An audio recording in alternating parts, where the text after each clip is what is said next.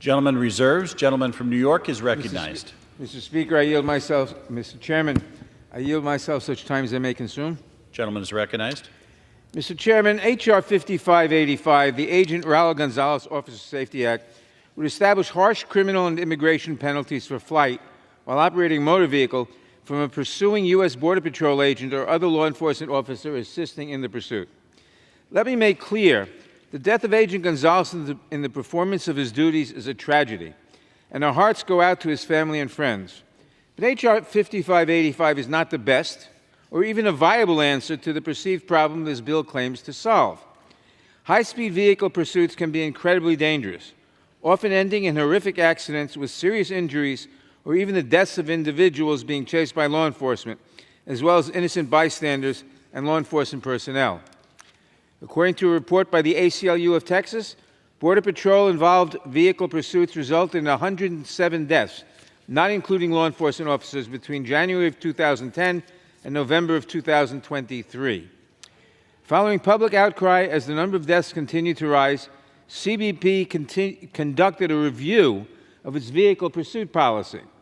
The review resulted in a newly revised directive published in January of last year, just 1 month after Agent Gonzalez was killed. The net effect of the new policy is to discourage the number of high-speed pursuits. When weighing the potential risk to the safety of the public and law enforcement officers, many jurisdictions have determined that the risks are far too great to justify a vehicle pursuit. I hope CBP agents will be encouraged to adhere to the agency's updated policy. I have many concerns with the criminal aspects of this legislation, but most troubling is its inclusion of mandatory minimum sentences.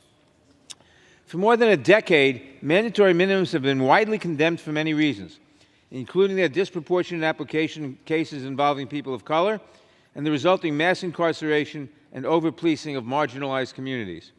We must continue to resist every urge to add to the list of federal criminal offenses subject to mandatory minimum penalties because they have served to perpetuate injustice and inequity within our criminal justice system. Turning to the immigration provisions of this bill, the justification for such harsh penalties is similarly lacking. People who are convicted of fleeing law enforcement are already deportable and inadmissible. One of the many ways someone can become inadmissible or deportable is if they are convicted of a crime involving moral turpitude, commonly called a CIMT. Courts have previously determined that knowingly fleeing or eluding law enforcement is a CIMT.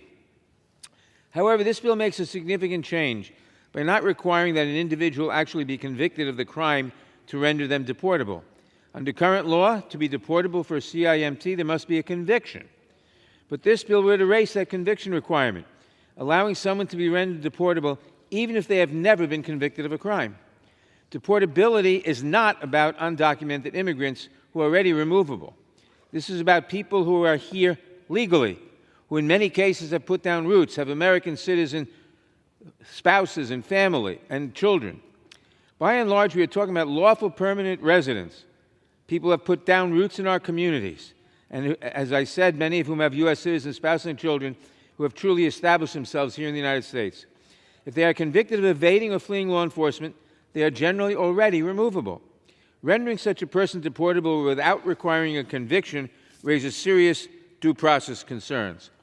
While the inclusion of mandatory minimum sentences is enough reason to vote no on H.R. 5585, the unjustifiably harsh immigration provisions render the bill a complete non-starter.